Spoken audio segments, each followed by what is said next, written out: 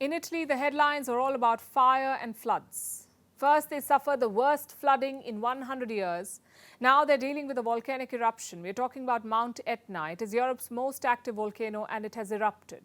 It is spewing volcanic ash in the southern island of Sicily.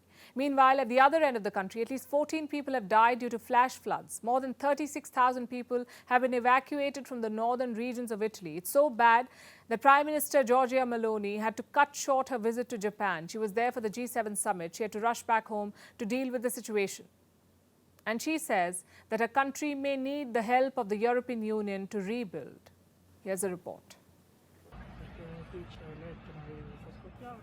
This is Mount Etna, the most active volcano in Europe. It erupted on Sunday. Plumes of volcanic ash flew out of Mount Etna's crater. The volcano is located in the island of Sicily, near coastal cities in the east. The popular tourist destination, Catania, is being engulfed in falling ash. It's covered in a layer of soot and grime. Its airport had to be shut. Flights to and from Catania have been suspended. But it's not something unusual for the area. This morning, it all started around 8 o'clock when there were the first roars of the volcano, after which around 11:40, lapilli started to fall, which you can see here in my hands. They are long and 3 to 4 centimeters thick, but fortunately, they are light because they are slag. Etna is making itself felt again, as usual. Mount Etna erupts quite regularly, sometimes for weeks at a time. Hence, it's described as the most active volcano in Europe.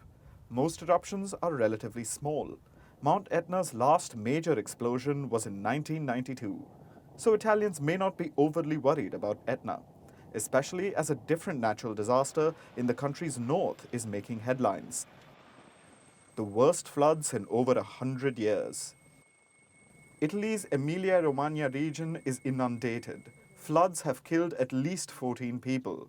To make matters worse, the Emilia-Romagna region is an agricultural bastion in Italy. We have never been in a situation like this. Never. The problem is that now we have to see how these plants there, with all that stuff around them, react.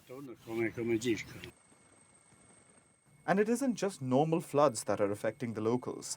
About 20 rivers have burst their banks in the region. This has led to flash floods and landslides. Authorities say there have been 280 landslides over the last week. Over 36,000 people have been evacuated.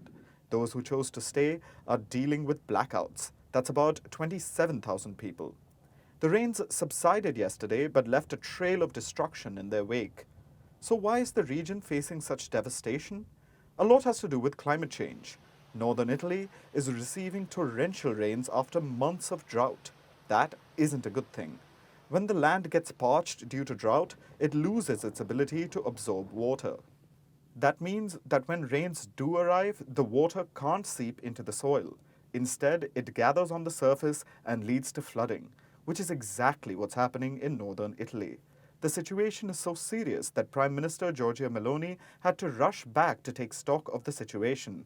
She was in Japan to attend the G7 meeting. She wrapped things up fast and then went to northern Italy.